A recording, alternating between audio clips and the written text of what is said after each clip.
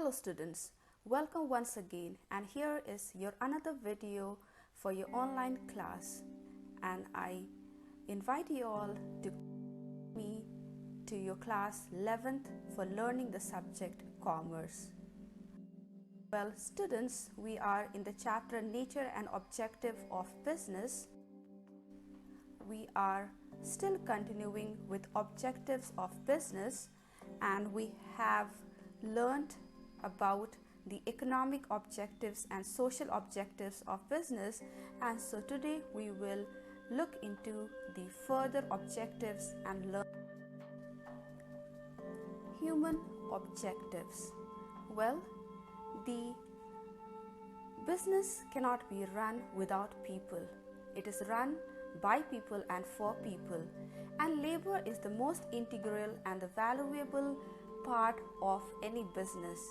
The human objectives of business are concerned with well-being of labor, and these objectives help in achieving social and economic objectives of business. The first human objective is labor welfare. Business must recognize the dignity of labor, and human factors should be given due recognition. Proper opportunity should be provided for utilizing individual talents and satisfying aspirations of workers. Adequate provisions should be made for their health, safety, and social security. Well, we know that labor, who is a human being, is an essential part of the business.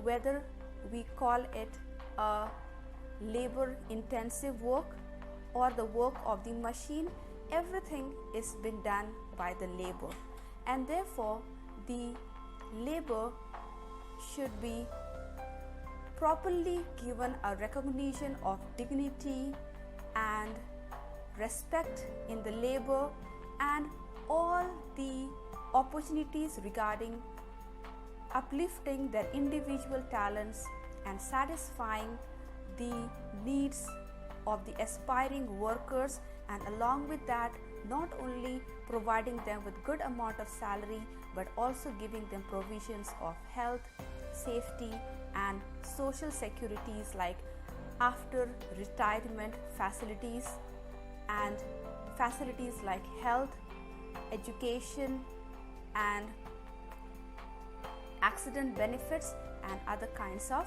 welfare should be given to the labor.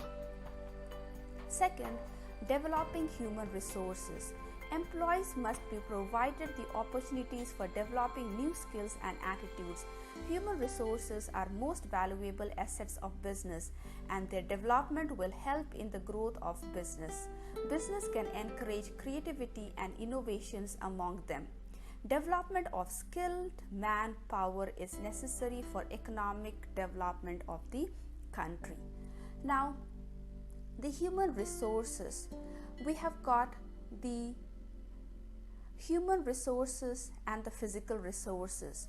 The physical resources like land, machinery, equipments, we keep on changing it by buying new ones and by innovating the new machineries.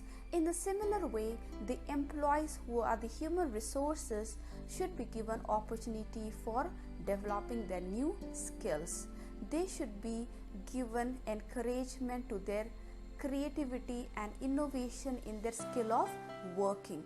And so when we'll have more skilled manpower in the business, this will not only help in the growth of the business but also will help in the economic development of the country. Next we have is participative management. Employees should be allowed to take part in decision-making process of business.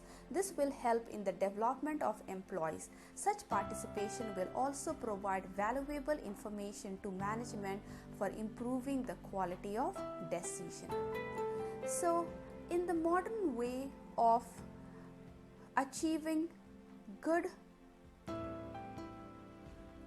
position in the business, in the market, this is also very important that the employee should be made the part of the decision making process.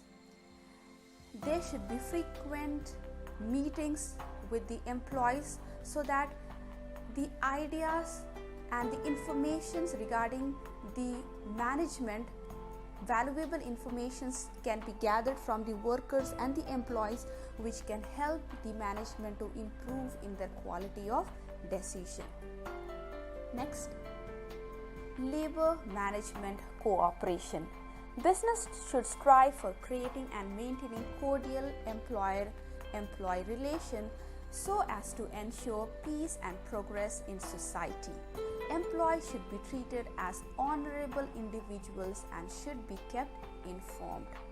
So a business cannot run alone without machines. It needs to have the labor, or what we call as employee. And not only they should be used in the industry just as an equipment, but there should be a proper and a cordial relationship between the boss, the employer and the employee, so that not only there will be peace among the industry, inside the industry, but there will be peace among the society and there will be progress in the society, and therefore all the workers and the employees should be treated with an honor individually and should be kept informed about the business prospects. Here we have, let us look into all the human objectives that we went through. The first one was labor welfare. It is very important to recognize the dignity of labor and give them opportunity to improve their talents. Next, we went through developing human resources. Here, not only the physical resources, but even the human resources like the skills and attitudes of the human workers should be given opportunity to grow. The third we saw was participative management.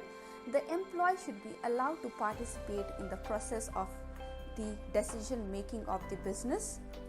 And the last one we saw was labor management cooperation. So here all the labor, employee and the employer should have a cordial relationship, and the worker should be treated with honor and they should be kept informed about all the working of the business. Next we have is national objective. The first national objective is optimum utilization of resources. Business should use nation's resources in the best possible manner. Judicious and optimum utilization of scarce resources is essential for rapid and balanced economic growth of the country. It minimizes the wastage of scarce resources. So we know that any business is been taken up to earn profit, but along with that, the business should also understand that some of the resources are scarce in nature, even though the wants and needs of people are unlimited. But these scarce resources or these limited resources that we have in the country, if we use it in a manner where it will be used in excessive, we will not be able to have a proper balanced economic growth. And so every business duty is to minimize the wastage of scarce resources in a best possible manner, so that it can be helpful not only for the rapid growth but even for the balanced economic growth of the country. Second, we have national self-reliance. It is the duty of business to help government in increasing exports and in reducing dependence on imports. This will help a country to achieve economic independence. Now, as the business will flourish, as the business will grow, this will help the government to export goods and earn from outside. And not only that, more the goods will be produced in own country, this can even reduce the dependence on import. Well, every country cannot produce every goods, and so they have to import goods from the other country, which makes them dependent on other country. But the business will grow. This will not only increase the exports but also reduce the import, and the country will itself become economic independent. It will become economically independent.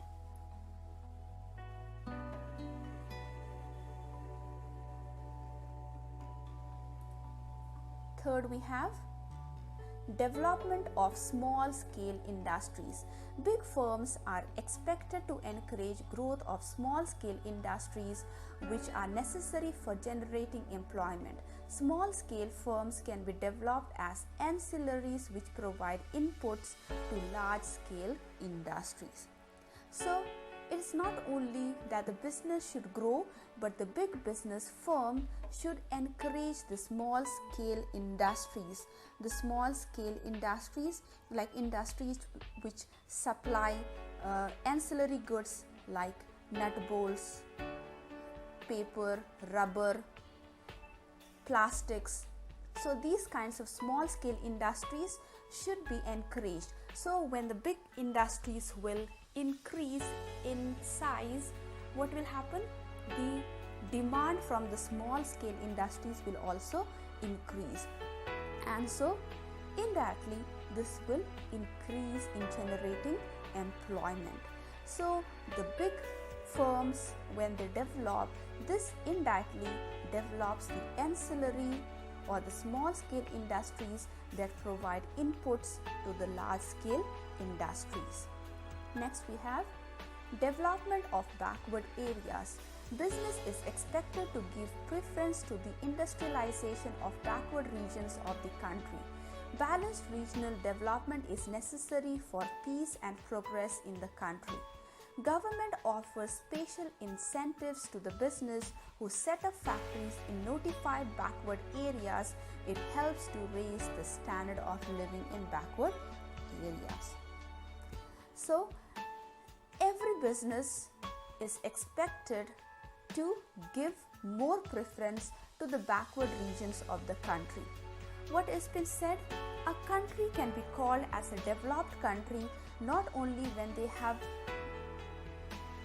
large number of industries established or set up in just one place. The industries should be spread around in each and every region. So when each and every region will have industries, so these backward regions will have a regional balance. We cannot say a country is developed only when we see the cities like Mumbai and Bangalore and Chennai developed. No, we can say that the country is being developed when each and every part of the industry comes out as balanced from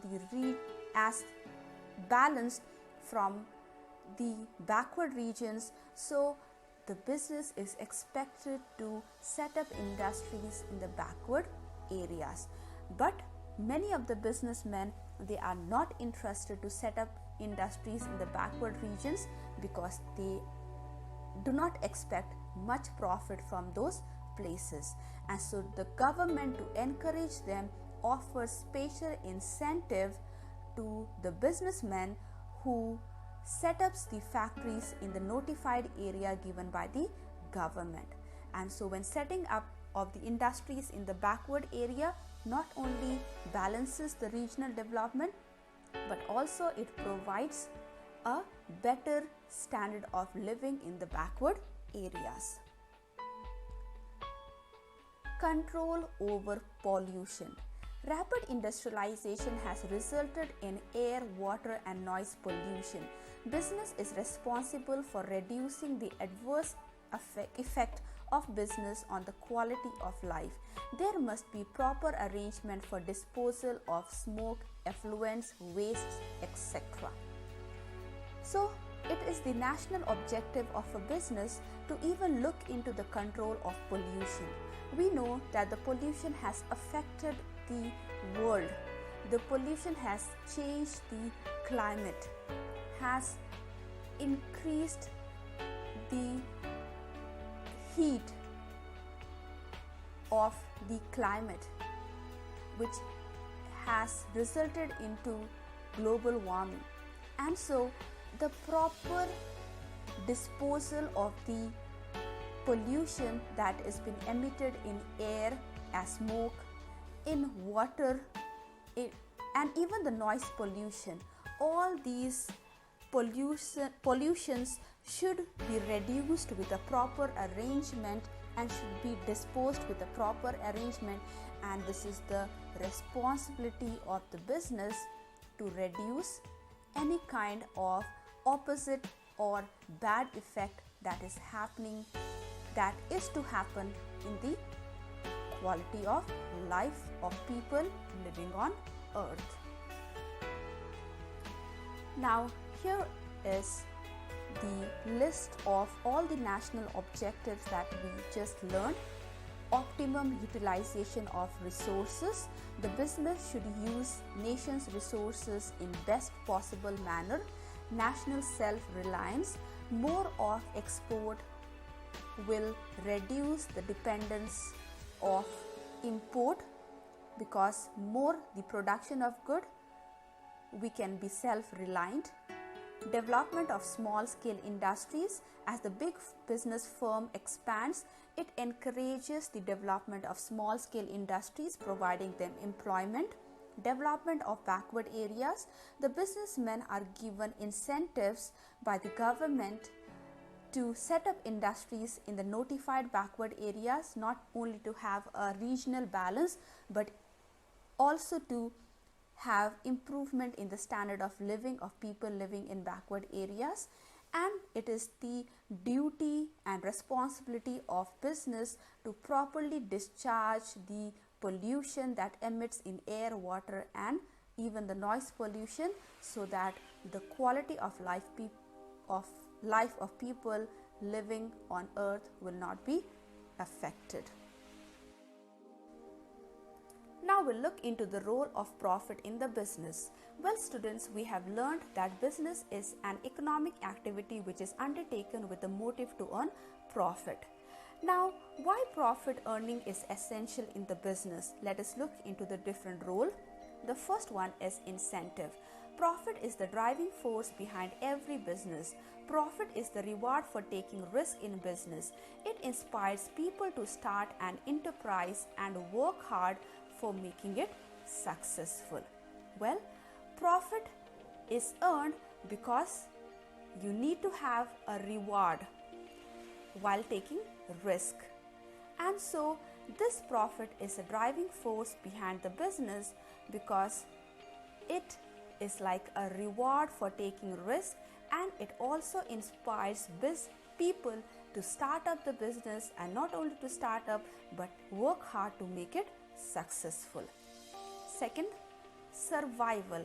Profit is essential for survival of business, and it ensures the continuity of an enterprise. With the help of profits, business can replace obsolete machinery and equipment and maintain its capacity to create wealth.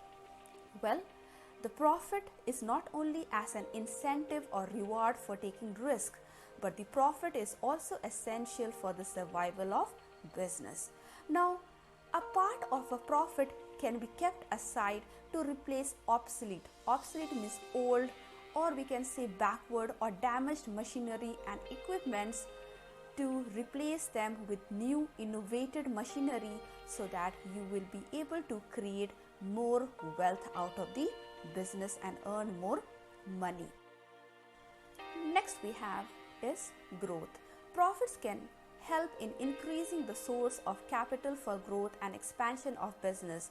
It serves as means of self-financing. Good profits can also attract capital from outside. So the companies which offer people to buy shares when people who invest money in the business, they can be attracted to invest capital in the business, and so this profit will not only help in increasing the growth of capital in the business as self-financing, but also it will attract capital or finance from outside because it is showing a good profit earning capability. Measure of efficiency. Profit is considered to be index of success in business. People judge the performance of an enterprise on basis of profits earned by it. Now, profit, we can say it is a tool of measurement. We can say it is a barometer or an index which measures that how successful the business is becoming. So more the profit earning capacity of the business, the people can judge the performance of an enterprise and they can measure the efficiency of the enterprise. Prestige and recognition. A loss-making business enjoys no goodwill. Profits provide economic power and status to businessmen. Higher profits increase the bargaining strength and credit worthiness of business. So, earning more profit not only helps you to earn good incentive, survive in the business, and measure your business as a good performer, but it also provides prestige and recognition in the business market. Well, a loss-making business will not enjoy any goodwill in the market, but as you have more profit earnings in your business, this will not only increase your economic power but also increase your status in the business market as businessmen. Your higher profit earning capacity can give you more bargaining strength. Bargaining strength means you can bargain raw materials at prices which are better. You can get loans from the bank because the banks will be ready to provide loans to you because you can easily pay them back the amount with the interest, and so the better profit earning capacity, better credit capacity, or the capacity of earning money can even improve your prestige and recognition not only in the market but even to borrow money from the finance from the different financial institutes. Now, here is the role of profit: incentive, survival, growth, efficiency, and prestige. Next, we will look into the objectives against profit maximization. You must be thinking that this is something which is very odd because despite the role of profit earning, survival, incentive, growth, prestige, profits many times cannot be all and end all of business. Now let us look into why are we objecting the profit maximization, on which end we are objecting. The first one, profit maximization overstresses the end result. Okay, so we have a beginning and the end result. Why are we doing business? We are doing business to earn profit. The profits are considered as ultimate goals of business rather than means to the real end. It overlooks the means employed to achieve the profits. The ultimate aim of business should be social welfare, not earning profits through undesirable means such as profiteering, black marketing, exploitation of workers and consumers. So here profit maximization is been objected because we only think about the end result, but how are we reaching to that profit ultimately is not been considered. So we have to see that when we are reaching to that profit as an end result, we should aim in social welfare and not to earn that profit by any undesirable mean like profiteering, charging excess money price for your goods, or black marketing, selling goods at higher price in the market, or exploiting your workers, making them to work for more number of hours and providing them with less wages and salaries, and exploiting consumers by giving them goods packed in written outside 1 kg and inside you have got less measurement like 900 grams or 850 grams, or by exploiting the consumers by providing them wrong information about the product. So these end result of earning the profit, which we overlook social welfare and other kind of undesirable means what we use to earn profit, is been objected in profit maximization. Second, profit maximization overstresses the reward for owners. The profit maximization overstresses the reward for owners, ignoring the interest of other stakeholders. The profit reward gives impression to a business only to its owners, but in reality, no business can succeed without full cooperation of labor, consumer, government, and community. So, whenever a business earns profit, most of the time we give reward to the owners. We say that it is all because of the businessman and the owner of the company is making profit, but we ignore all the work and all the input that has been given by the labor, consumer, government, because without them a business cannot succeed with their cooperation. Profit maximization misguides managers. Profit maximization sometimes misguides the managers where they may endanger the survival of business. In order to achieve the current profits, the manager should undermine the firm's future. They may ignore research and development, executive development, pushing of most easily saleable products, etc. These kinds of activities may threaten the long-term success of business. So many times, or we can say sometimes, the managers may be misguided with the profit maximization.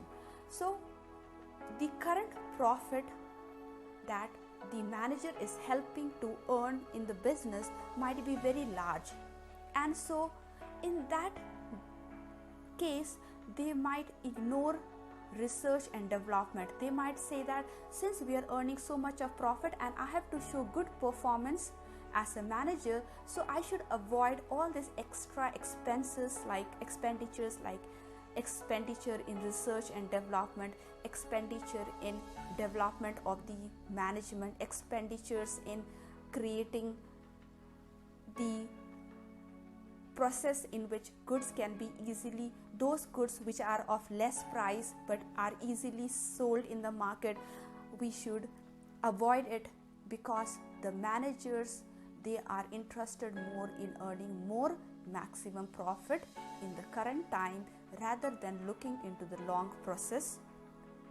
success of the business. Profit maximization has capitalist overtones. The advocates of socialism decry the goal of profit maximization on the ground that profit maximization results in exploitation of poor by rich people. Now, capitalists are those who own the assets which helps in earning money, and we see that only the rich people who are the businessmen have these assets which helps in earning money. So here there is a difference created. The rich are becoming more rich because they have got the machinery assets to earn money, and the poor are becoming more poor because they are being exploited by charging them higher prices for the goods that is been made by the businessmen, by the rich businessmen. Next we have is profit maximization is inconsistent with the modern trends of business.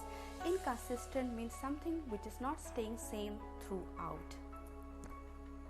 Diffusion of share ownership, professionalization of management, growth of institutional shareholding, and the emergence of a distinctive technostructure are some of the trends.